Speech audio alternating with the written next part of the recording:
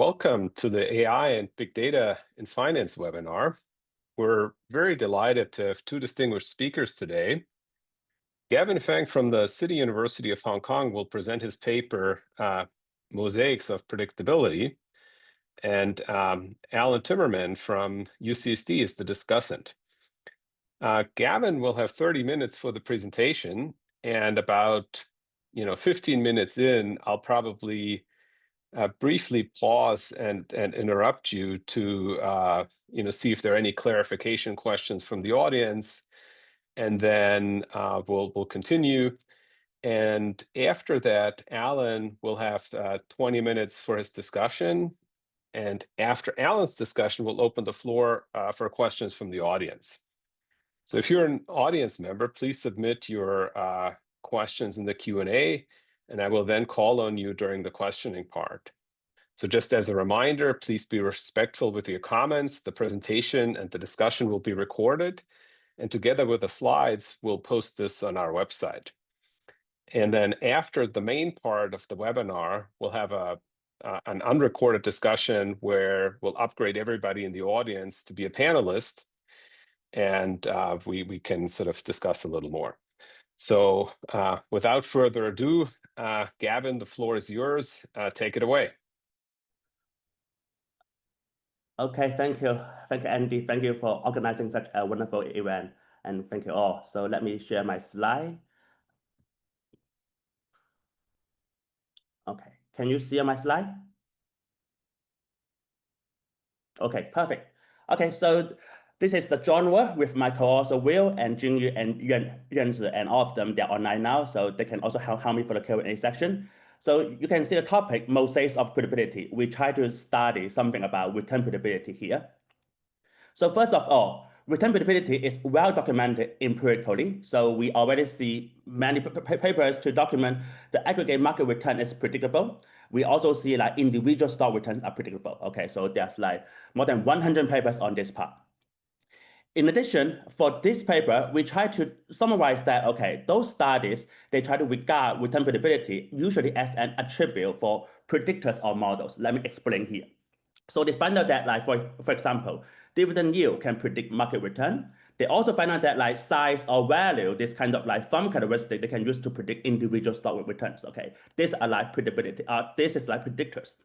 For models, we see like historical average. We also see those like new machine learning methods in recent years. So they usually use predictors or models to determine whether returns are predictable. In this paper, we try to argue that predictability might be heterogeneous for stocks, and this might change over time. We try to ask a few questions. First, does high predictability really imply for high returns for individual stock? Second, we want to argue that predictability might be a characteristic for asset returns there too. And third, based on our model, we try to provide a predictability disagreement anomaly, okay, which might introduce the model misspecification risks. Okay, so let me go ahead. So the second slide, this is try to show you the fact. Okay, so those facts we see from the Guanhao issue paper.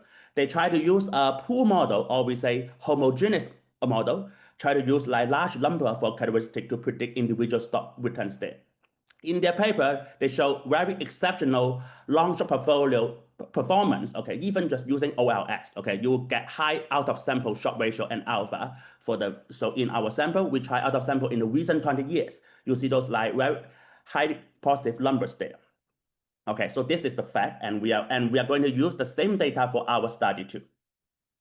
Now, that's the motivation for our part.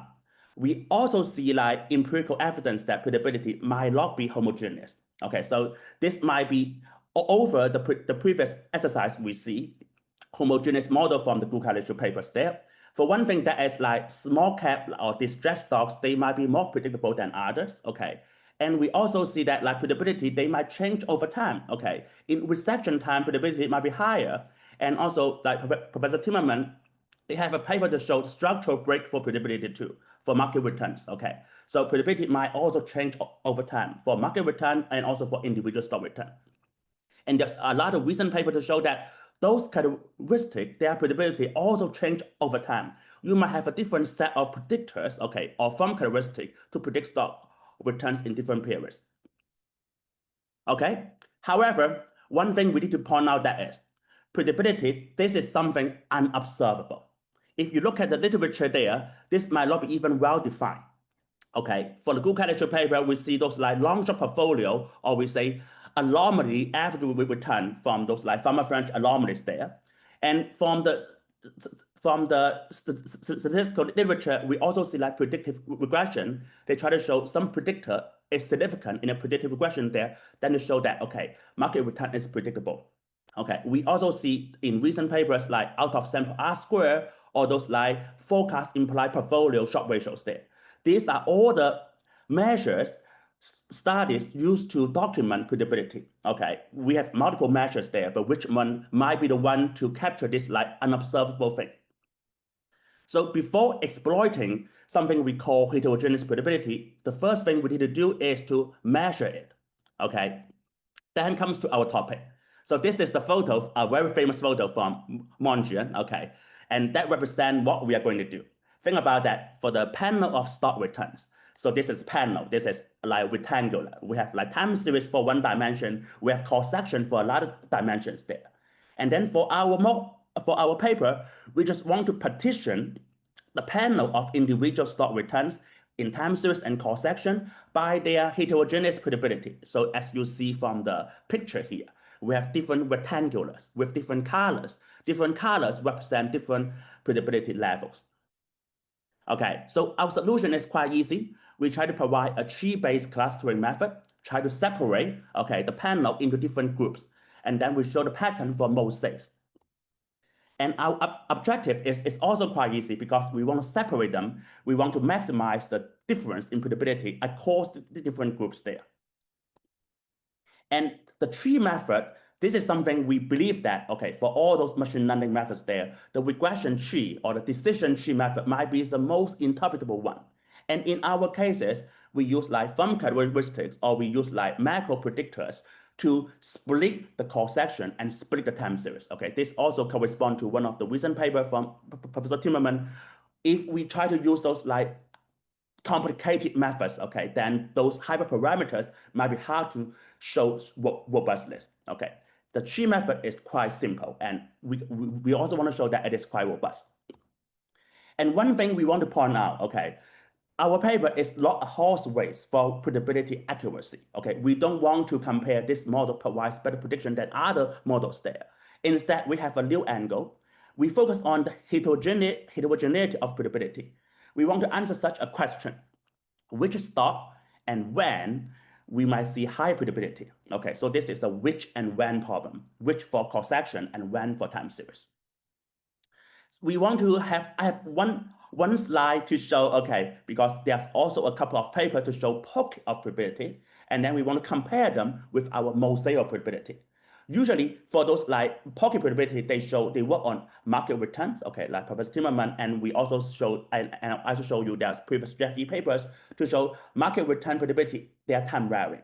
In our case, we try to show the panel of individual stock returns.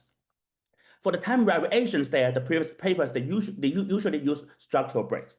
In our case, we focus on macro regimes. Of course, we can also use like structural breaks in our case too. And most importantly, the previous paper, they developed new econometric methods. Usually the predictability time variation, they're shown by econometric significance.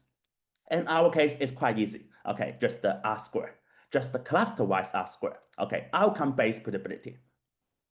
So before I jump into the method, let me summarize this a little bit. Okay, this photo actually summarizes everything we are doing. So this is a decision tree photo. You can see that we try to split the cross section of like 4,000, 5,000 stocks by decision tree. And SUE, that's the earnings surprise. If like stocks lower, for low earnings surprise, go to the left-hand side, high earnings surprise, go to the right-hand side, then you can see that we split the cross section by multiple leaves there, okay, if once we grow the tree. And we can find out some predictors or some clusters, they're highly predictable, and some clusters, they're not that predictable. So we try to use the tree method to do clustering. So clustering, that is the keyword we are going to enter for our method. Okay, so let's come to the methodology part. So clustering, actually, might be challenging since for predictability, we don't know the true labels, okay? In the literature, we already see some unsupervised clustering methods, okay? For example, the usual industry classification, that is an unsupervised clustering method there. And for our case, we call that goal-oriented clustering, okay? We try to use decision tree to provide how we split the time series and cross-section in an interpretable, or we say graphable way, okay, based on variables, from characteristic macro variables there. Okay, we also have another paper we've shown that we use panel tree to create a MVE portfolio, okay, how to split stock and then combine them. In this paper, okay, we try to construct a tree to class stock return observations, okay, cross-section and time series based on their heterogeneous predictability. And the objective is quite simple. We want to maximize the between cluster the differences there. So we want to construct those different clusters such that their predictability patterns might be quite different. So that is a very simple goal. Okay, then come to some notation. Okay, usually how we define predictability in our paper. Okay, so based on those like standard predictive model, we define the signal to noise ratio, the R square. Okay, followed by the textbook. But you can see the R square formulas here. We have the I and T because we believe that those R square might change over time and might be different for different stock returns or for different stock I's there. And usually high R square, we think the signal is stronger and then return might be easier to predict. Okay. However, if we have like 5,000 stocks, like 600 months, okay, you want to measure this R square IT is impossible. So we want to take a step back, okay, and then can we just like using cluster-wise R square, okay, to measure those like heterogeneous predictability. So we might not be able to measure 5,000 times 600 for the whole panel there, but it might be possible if we split the whole panel into a dozens of clusters, and then we have the cluster-wise predictability or the cluster-wise R square. So same R square value for each cluster there. So that's our goal, and that's our method. Okay, so in this case, you can see the formula is also quite easy. We define the cluster-wise R square. In our case, we say the leaf J because our cluster, that's the one leaf from the whole decision tree is there. Okay, and for the formula here, the R hat, okay, so for the formula R hat here, this is the return forecast from the cluster specific model, okay. In our case, we don't want to complicate this R hat here. You can use any kind of like R hat you use, okay? Like if you can use those like R hat produced by homogeneous model by the good causal case, or you can use deep learning to construct more complicated R hat. But in our case here, because our goal is to do clustering, we don't want to do the horse races there. So we simply just use a very simple rich regression to create R hat, okay? But we understand that because we're working on individual stocks, okay? So we want to avoid the dominance for those microcaps. So our case, that is a volatility weighted rich regression. So you can see the weight is based on the volatility. So once we have this R hat, okay, this R square, the signal we want to measure the predictability, we want to split the sample. The whole panels that we want to separate them into different parts that maximize their between cluster difference there. So let me show you how we do that. Okay, so this is a very simple decision tree. You can see that for any characteristics, okay, if we have a cutoff value, okay, say for example, size, say for example, this is the 50%. So the small stocks go to this part, the big stocks go to this part. Okay, so we can have like candidate cut points, okay, like 30%, 70% there. And we can also have like the different characteristic, size, value, momentum, one by one there. And our case, based on each characteristic, based on each cut point, we calculate our objective. The objective that is, if we want to split a sample into two, our objective is simply just to maximize, okay, these two samples, their R square difference is the largest. Okay, this is a very simple and very naive, or I can say that interpretable measure, because our goal is try to find out those clusters with largest R squared difference or largest predictability difference there. So then we can find out the characteristic and the cutoff value to achieve with the highest objective here. And notice that the decision tree, this is the greedy algorithm. Okay, so we will try all combinations for characteristic for cutoff value to find out how to split them into two. Then this is one demo case there. So you can see that if we use size like 0.3, like 30% there, if you are the bottom 30%, you go to the left-hand side. If you are not, then you go to the right-hand side there. Then we can calculate the objective value. And then we do this for all cut point and also for all characteristics. And then we pick the one that maximizes our objective. Then we succeed to split the sample into two. And then we'll continue for this splitting to split the sample into multiple leaves there. So this is what we call cross-sectional splitting. Another case I also want to point out that is we can also do this for regime-based predictability. Remember that the panel is cross-section plus time series.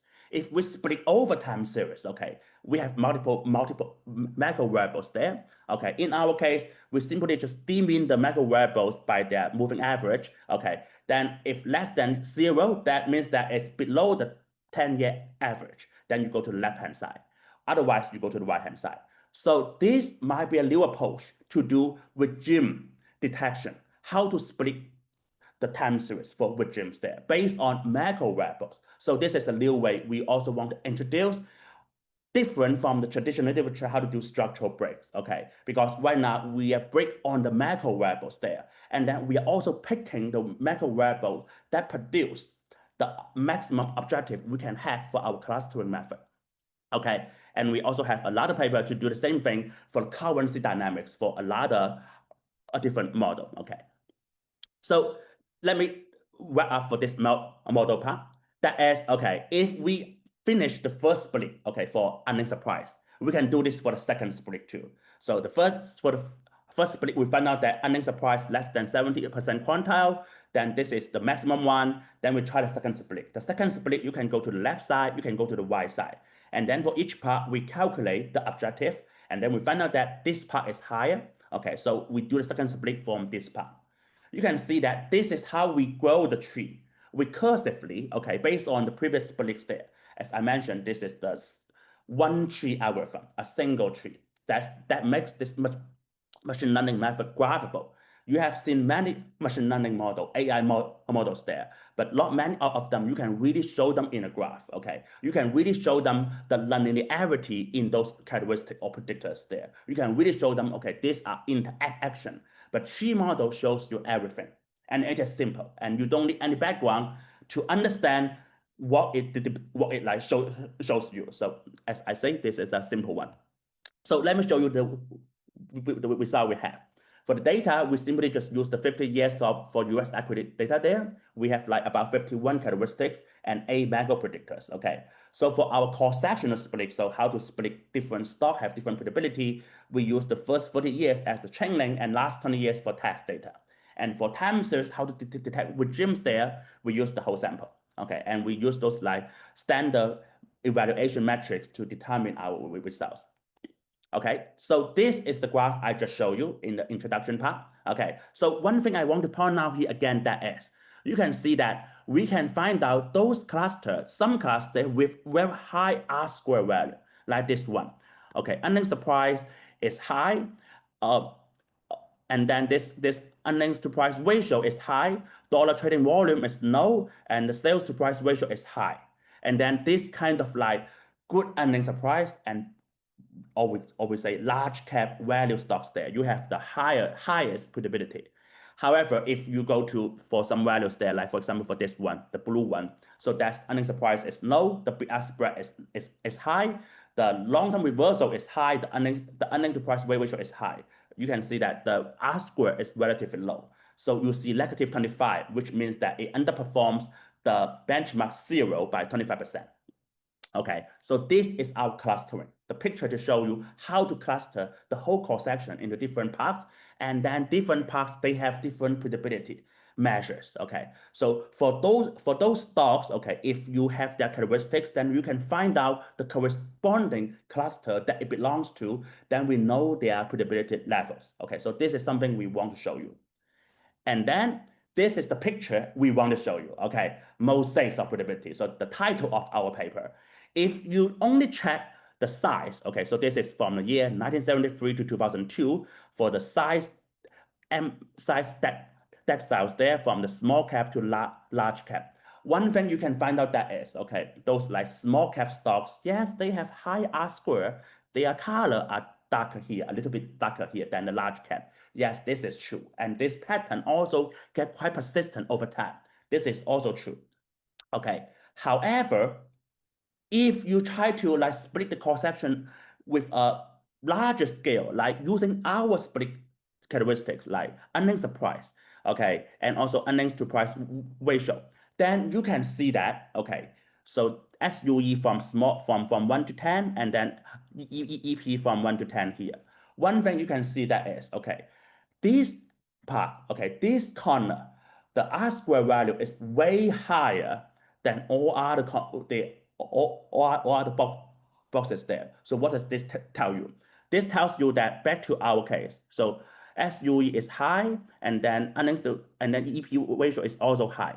So for SUE is high and enterprise ratio is also high. So this one shows you the highest predictability, the highest R square. This like clusters there. So this picture shows the whole idea for our paper. Predictability is quite different for different stocks, okay? And then you can really plot them into a graph you see here. But if you only show on the size attack cells, that they might not be that obvious. But once you split them over characteristic, then you will see very stark patterns. They are quite different for different stocks. And one thing we also want to show that is, this pattern, they are quite persistent out of sample. So believe that, so those tree and those mosaic picture I show you, they are constructed by in-sample data. So we separate them with high predictability, medium predictability, and low predictability. And then this pattern, if we focus on those groups there, they're highly persistent out of sample. Those high predictable ones, they are still high predictable. Those low predictable ones, they are still low predictable. Okay, so the patterns are very, very persistent. This is one thing we find out. You might want to say that, okay, the numbers, they are a little bit lower because this is the out of sample numbers. Okay, this is fine. But the pattern, well, I mean, the cross-sectional difference for R squares, they are quite persistent. For the global model, okay, which I mean the Guanhao homogeneous model there, or the cluster-wise model, okay, our cluster-wise heterogeneous model. For different types of R hat, you'll find similar things there. So that's why I mentioned the R hat, the return forecast model you use, does not affect the cluster pattern. The cluster pattern is quite strong here. Another thing I also want to point out that is, okay, we also want to document an anomaly associated with like model misspecification risks, okay? Like in Professor Timmermann's papers there, homogeneous model underperform regime-dependent heterogeneous counterparts, okay? So they found out one misspecification based on regime detections there. In our case, if investor ignore heterogeneity and fit a global or homogeneous model to predict stock returns, then they get the number for R squared G. If they use our clusters, okay, they use our clusters and get the cluster-wise R square, okay, then this is R squared C. The disagreement, we define that as the R square difference between heterogeneous and global models, okay, simply just R squared C subtract R squared G. This is what we think if you ignore such huge heterogeneity. So this is R squared difference you might ignore there. And what does this tell you? If we do a larger portfolio on those like R square, okay, C minus G, okay, then one thing I want to show out that is, okay, the top three, okay, so the top three difference, the average return and Sharpe ratio, they're quite high. The bottom three, they're all negative. So once you can see that, once you do the long short part, then you see a huge spread. And these patterns are quite persistent out of samples too. Okay, those top R squared difference and bottom R squared difference there. Once you create a long short portfolio, you will see that this is the monthly average return, 1.74, 1.48 for annual Sharpe ratio. And then this spread, that cannot be explained by those like widely used factor models too. This is one thing I want to emphasize. Okay, another part that is, as I mentioned, in addition to cross-section split, we also do like market regime detection tool, okay, the time series split, okay. So in our case, we have like 8 macro predictors there, and then we let the tree algorithm to select them, and then they pick the dividend yield. So if dividend yield is lower than the previous 10 years average, you go to the left side. Higher, then you go to this side. So in this way, we split or we find out this kind of like regime, low dividend yield regime or high dividend yield regime, okay, split the time series.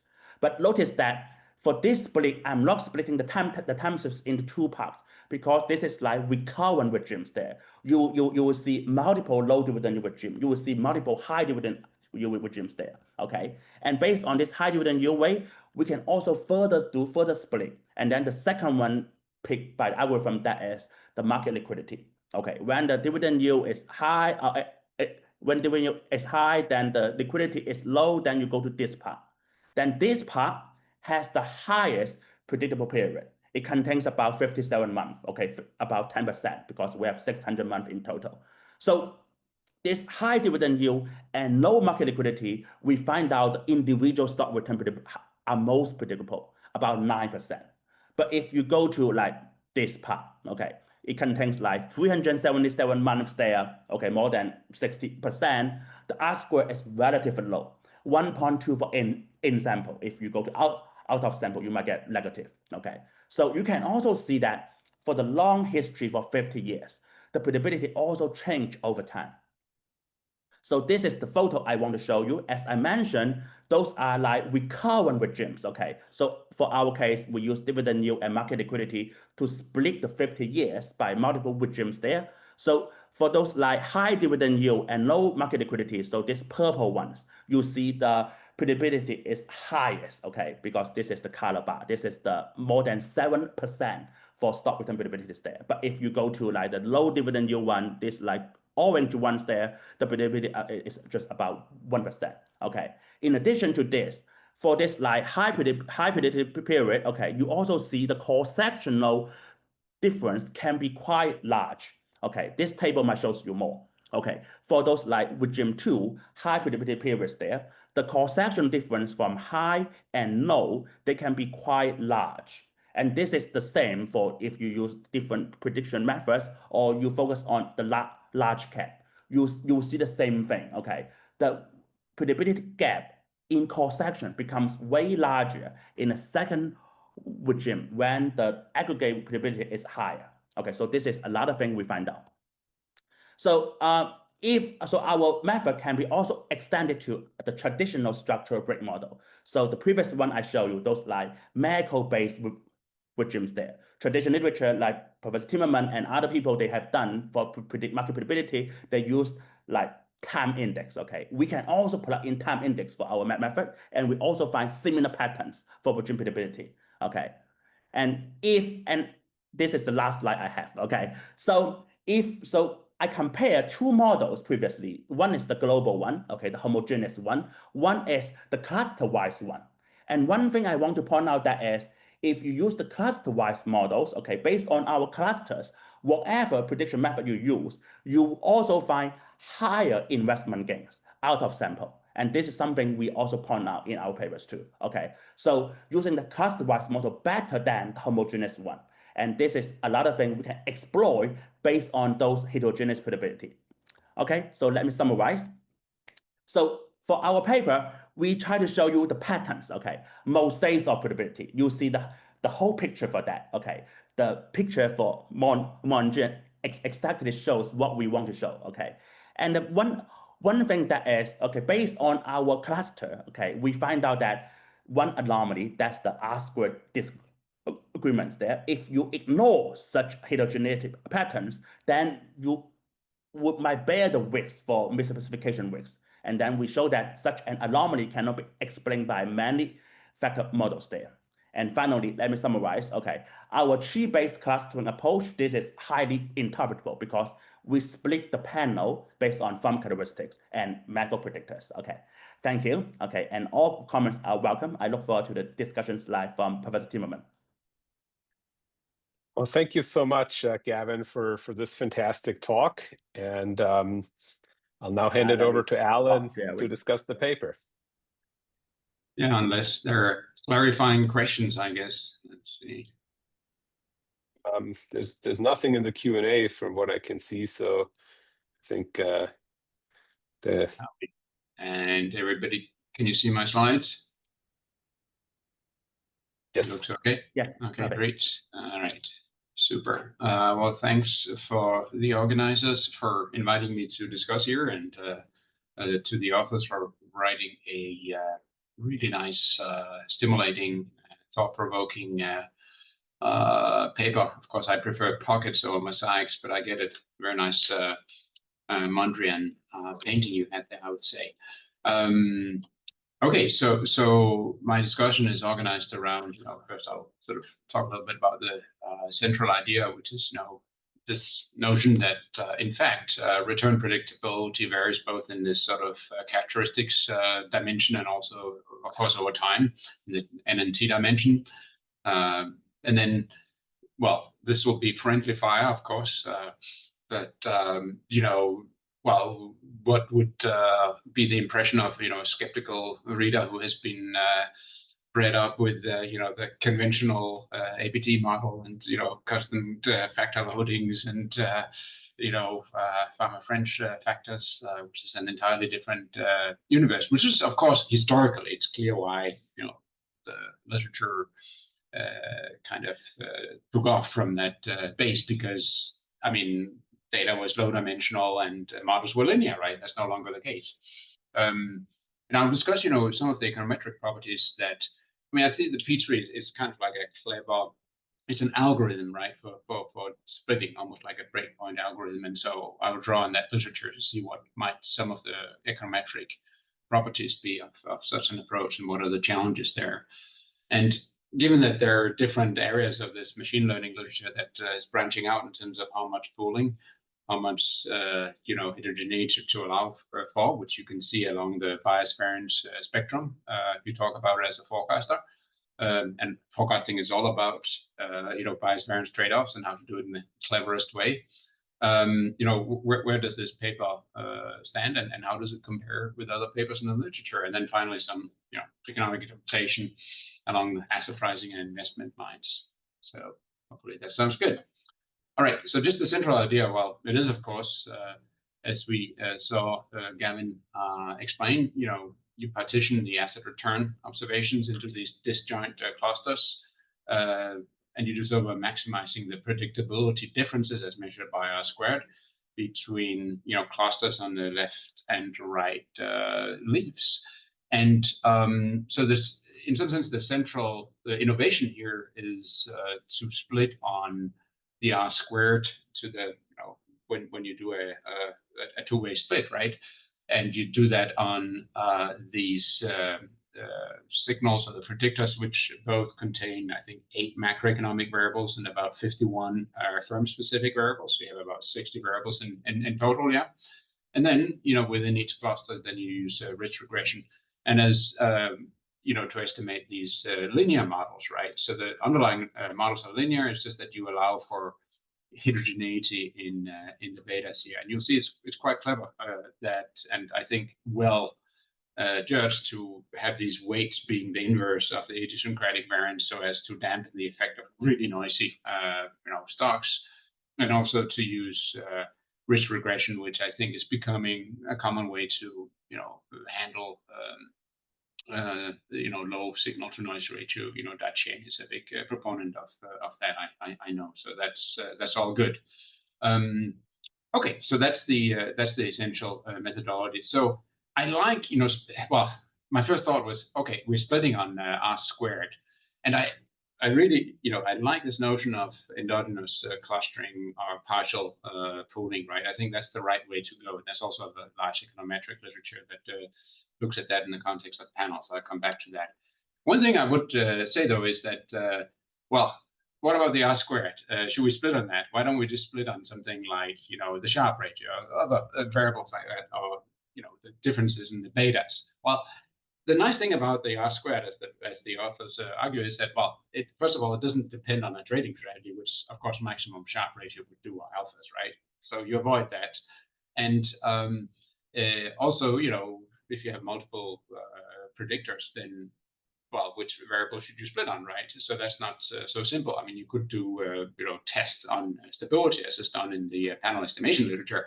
So R squared, I mean, seems sensible, although I'll suggest that maybe it's effectively splitting on volatility at the end of the day, and that should be looked into. But one issue with R squared is that it has a very wide distribution. So even under the null of no predictability, so you have an R squared distribution that takes this form. Well, K, suppose you have 10 regressors. T, well, on average, you get a split in the T dimension every 4 years. So let's call that 50. So you plug that in here, and then you get, sorry, this is ChatGPT that wants to, instead of 1, it says 1,000. So, but anyway, you have a distribution here of the R squared, sort of, which is quite wide, no matter how you do it, right? So for small sample sizes, R squared is going to be very noisy. And that's not the fault of the authors, that's just the way it is. And there are early papers in GAF and elsewhere that also point that out. So, I mean, we're dealing with very noisy data, right? So of course, it's going to be a lot of, misclassification of stocks in terms of their true predictability, right? So it is a noisy measure. So, what that means is, of course, we need a ton of regularization in other dimensions, given that we are having, we have a noisy measure of the heterogeneity, right? It's not easy to come up with a better, more precise measure of the heterogeneity here, and it's a good starting point, but it's just something that, of course, we should be aware of. All right, and in fact, forecasting under low signal to noise ratio, I think it's for quite good reason that's becoming a very big thing, right?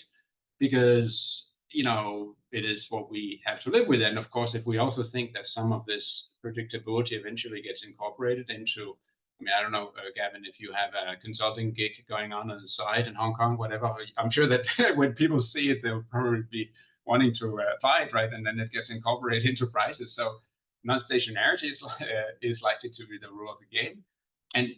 But I think return predictability for that reason, and with the new technology coming up, is likely to be a local phenomenon, local in space, local in time, local in the characteristics dimension. So and you can see the fact that things are changing and you have all this heterogeneity together with the low signal to noise ratio.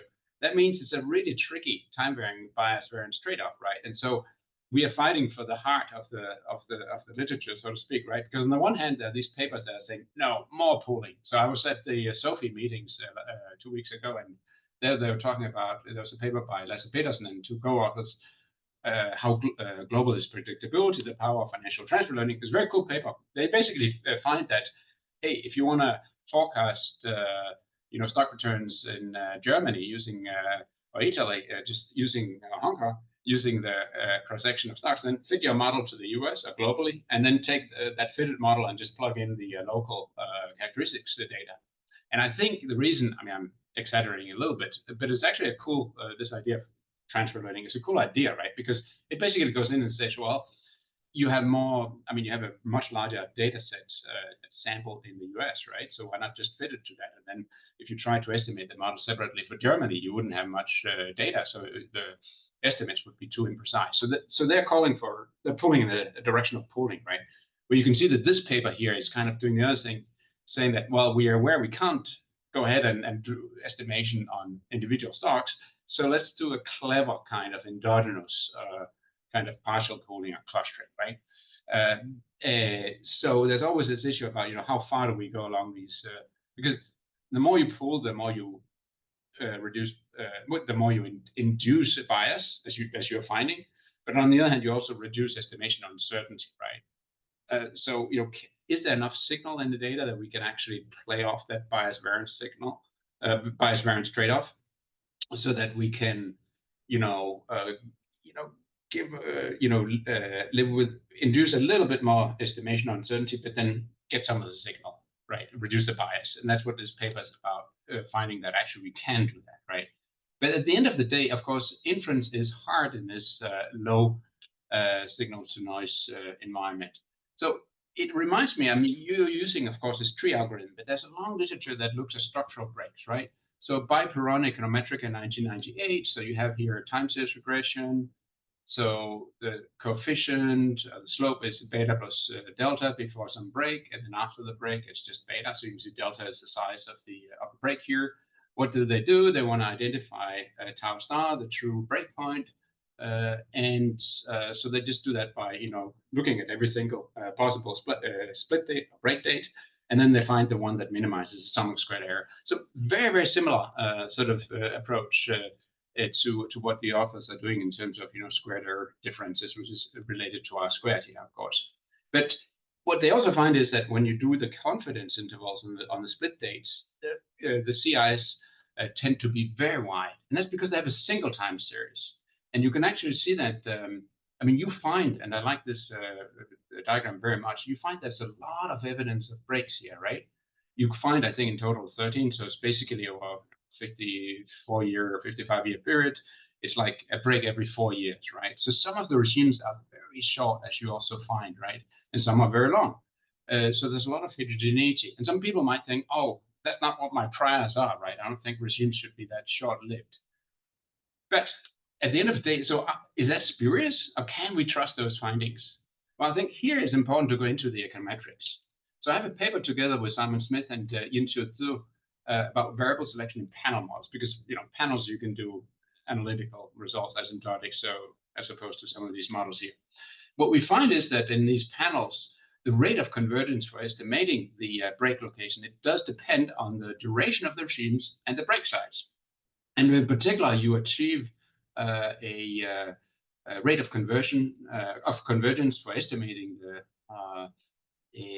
breakpoint location, which is NT inverse log NT. So it's not quite NT, right? It's somewhat slower. But what is really important here is that and this is what's nice about the paper, you really need to exploit the n dimension. The t dimension is not gonna, if you just did this on a single market return, you wouldn't find much, right? Unless you had very strong priors, that would help you. But so having multiple time series is really going to be key for improving the rate of convergence, because also here n is much bigger than t, right? And in principle, you could actually recover a really short regimes. Like, I mean, you can see that some of them are very short, like this one, these two here. But it does, require that the break is enormous then, right?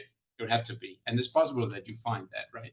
But key here really is the interplay between the n and the t dimension. That's what I like about this paper. So the mosaic aspect of it, it's very much also going up in the sort of the cross-sectional dimension that matters here. Yeah.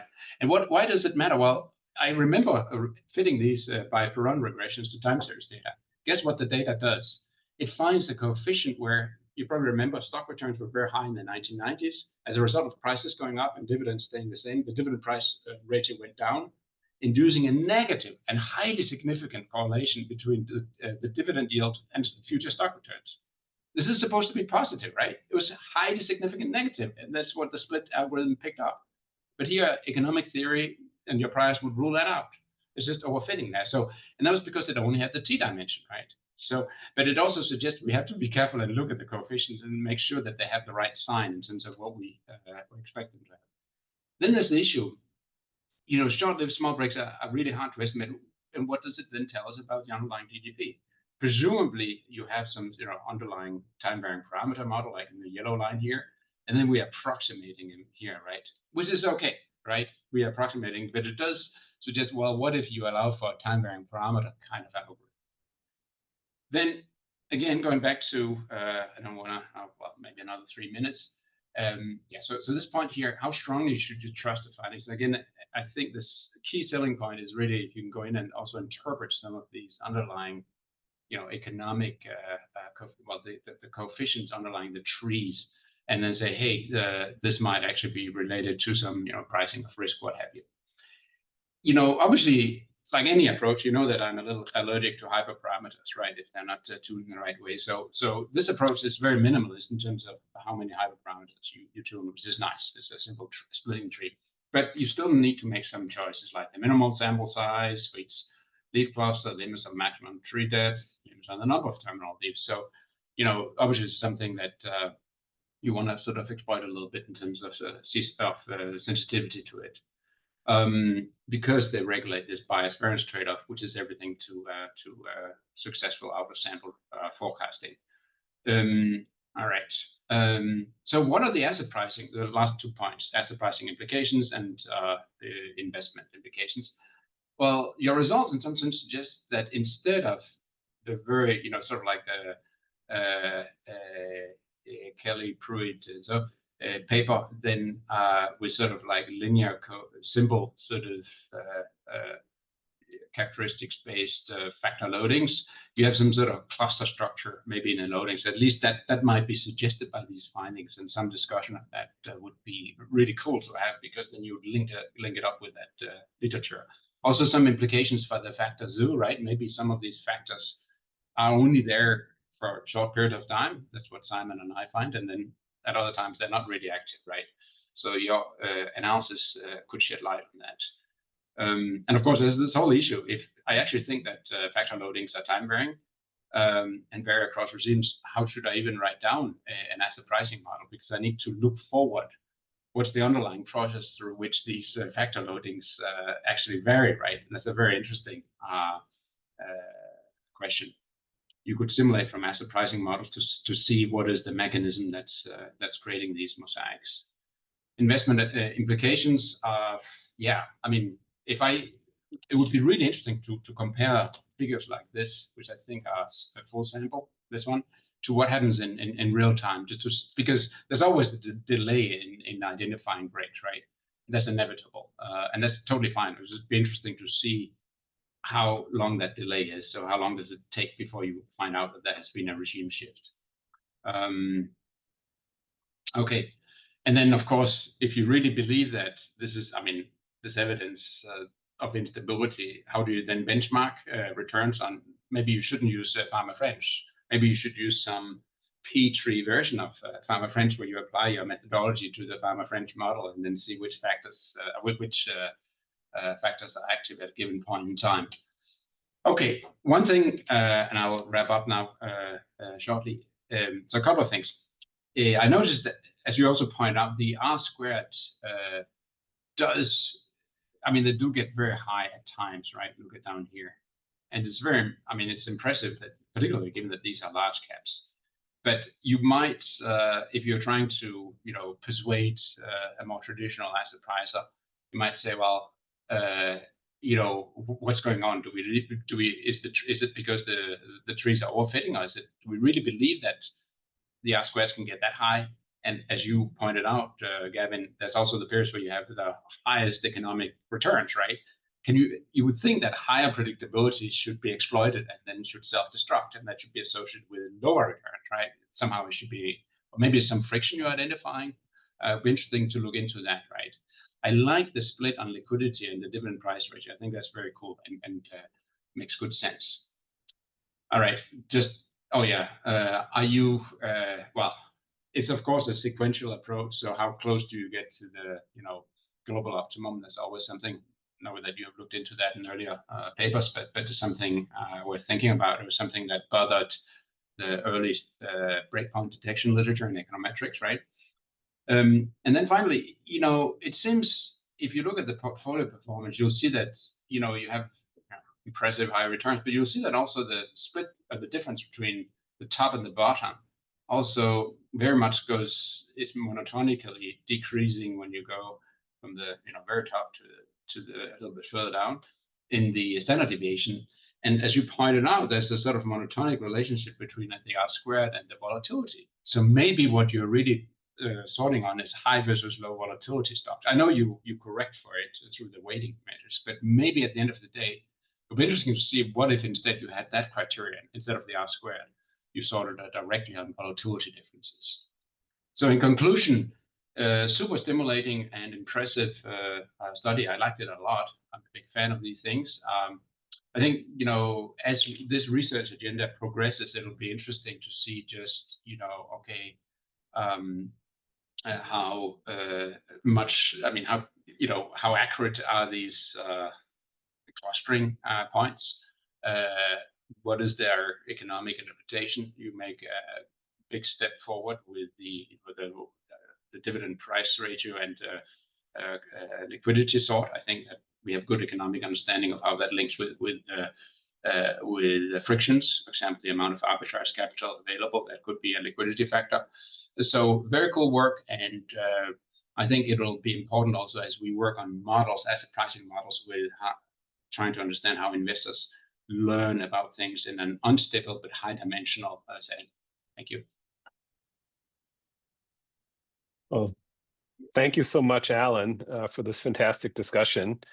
We now have a little bit of time for questions from the audience, and I can see in the Q&A that Will has already answered a large number of them. So I'll just read the unanswered ones to Gavin maybe quickly, because Will has already done a phenomenal job of taking care of all the questions. There's a quick question, is basically, are the alphas that you showed us, are they on a monthly or annual level? Those are monthly alphas there. Thank you for this question. And I also did thank Allan's great comment.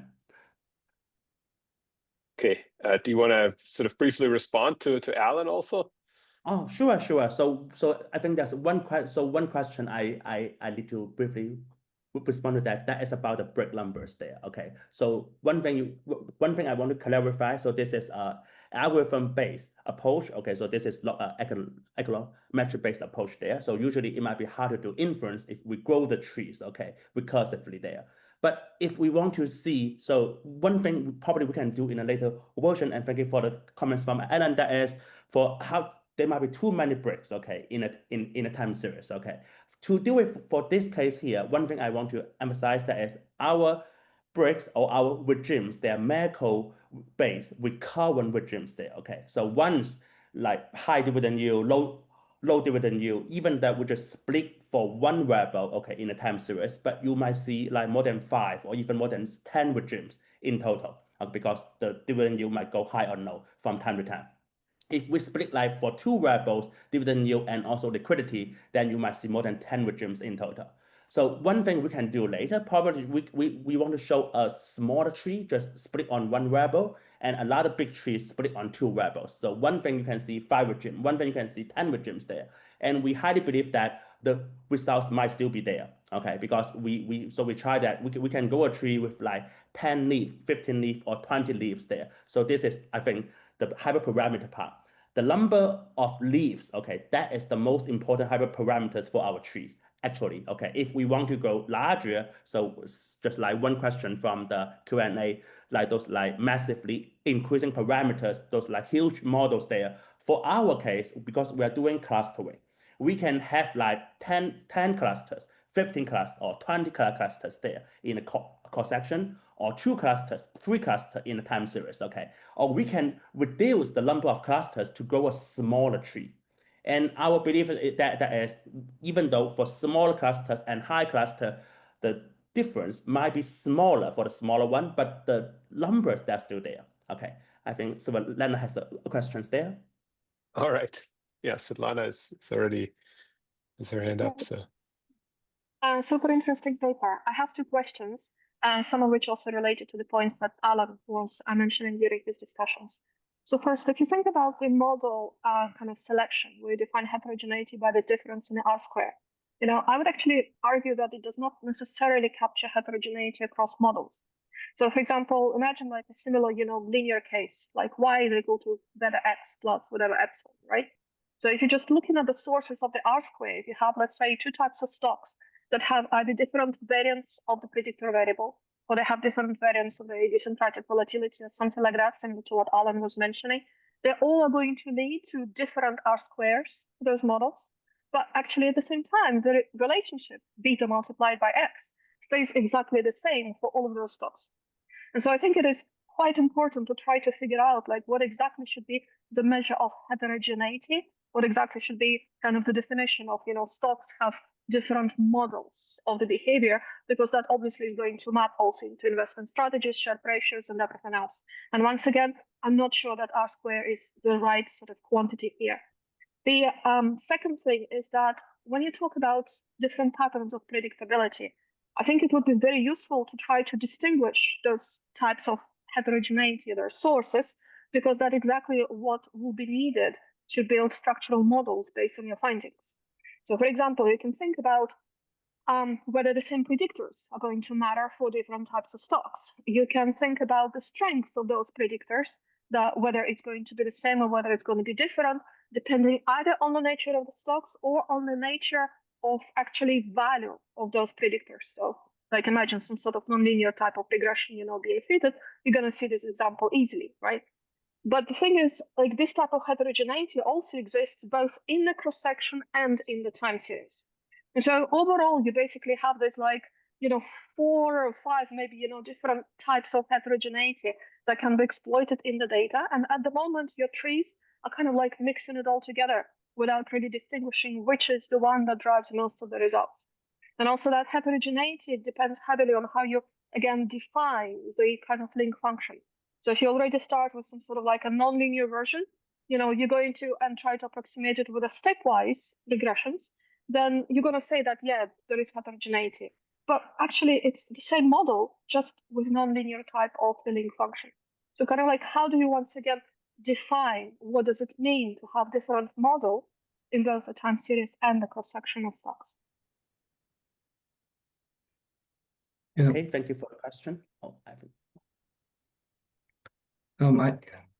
Can I just add a quick response and comments? Yeah, to Svetlana's question and suggestion, I think that's excellent. We need to clarify that better.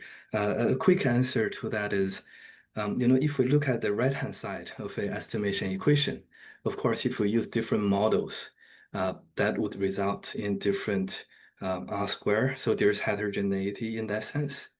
Our exercise is a bit more focused on the left-hand side in terms of the clustering of the observations. And on the right-hand side, we actually look at a whole range of models. But in each comparison, we fix the model and then just emphasize how the clustering itself is going to matter. So I think we should definitely clarify that. And also, I want to thank Allan for the great discussion. There's a lot we can draw from the discussion. I think maybe for Oscar we can do some more robustness tests and also go back to the econometric paper by and Perrin to learn more from the literature to see how we relate to that. And I also really like the suggestion about the implications for factor zoos and also the NT interaction. I think that wasn't highlighted in our paper, but that's playing a crucial role. I 100% agree. Okay, great. I also want to add to with Marco as well, and that's problems that I think for those two problems, for those two questions there in our structure, because we want to provide a source-based clustering that is like characteristics and macro variables there to compare their predictability outcome difference. Okay, I think our structure is the answer to those like two questions jointly, but I appreciate all those like good questions from Svetlana, and I will try to do more for that. Thank you for the questions. By the way, Maybe I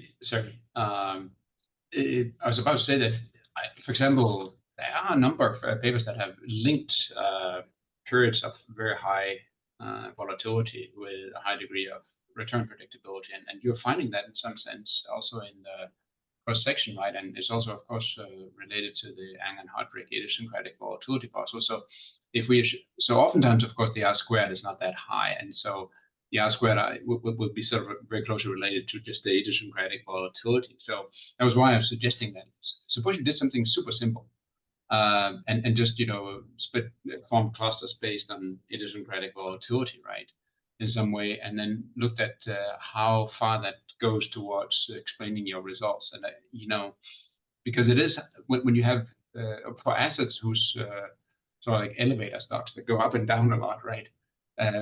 So assets whose prices are extremely volatile. I mean, it's just there's a lot of uncertainty, and maybe markets don't know how to price it, right? There are a lot of things that are hard to price, and maybe you talked about misspecification, right? Maybe that's what's going on. I think along this sort of story, how come we find that sometimes this cross-sectional return predictability is so high, 20% you find in some cases, and it seems also to be persistent out of sample. Why doesn't the market pick it up, right? Maybe it will now, but it is a good question, right? Maybe it's because the risk is very high during that times, and it's just, I don't know, too risky to try to exploit. I don't know. At least for the individual stocks. Thank you for this question. Right. Can I verify that for one thing, that is okay. Our R-squared numbers there, I know they might be too high for above 10% for those like about 10% of the time. Okay, those like 10% of the time during the history. But that R-squared value, first, it is an in-sample R-squared. And second, so for R-squared values there, when you look at them, you also need to look at the benchmark. The benchmark value that is 0. Okay, so I think that might also inflate the number a little bit for the in-sample R-squared values. But our point, we want to find out so for one thing that is okay, even that number is high, it might be inflated by in-sample analysis or by the benchmark 0, but cross-sectional difference is very large. So this is something investors might ignore if they ignore for this like heterogeneity. So our focus is more on the difference part rather than on the level part.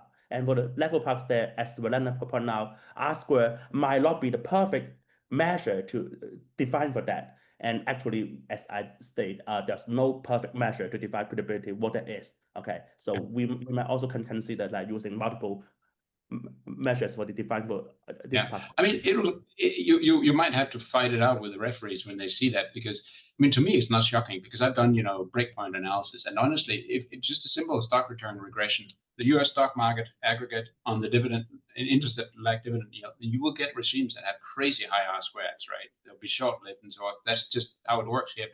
But still, I mean, it's not something people are used to. But you do find that predictability, of course, is linked very much to low liquidity. So maybe it's also periods of time where there isn't enough arbitrage capital available to actually exploit these cross-sectional patterns. Also because the volatility is high at the time, so it's not and like you said, this is an in-sample. Out-of-sample squares would be cool to see. They're presumably somewhat lower, right? I see. This is a very good comment. Thank you, Allan. Great. I think to be a somewhat good timekeeper, I should remind everyone we'll now enter sort of an unrecorded part of our discussion. But before we do, we typically announce our next webinar at this point, but we are actually going in a 2-month summer break. And we will make an announcement soon about our next webinar. So please be on the lookout. And please stay on Zoom while we upgrade everyone to panelists for an unrecorded discussion for the really hard questions.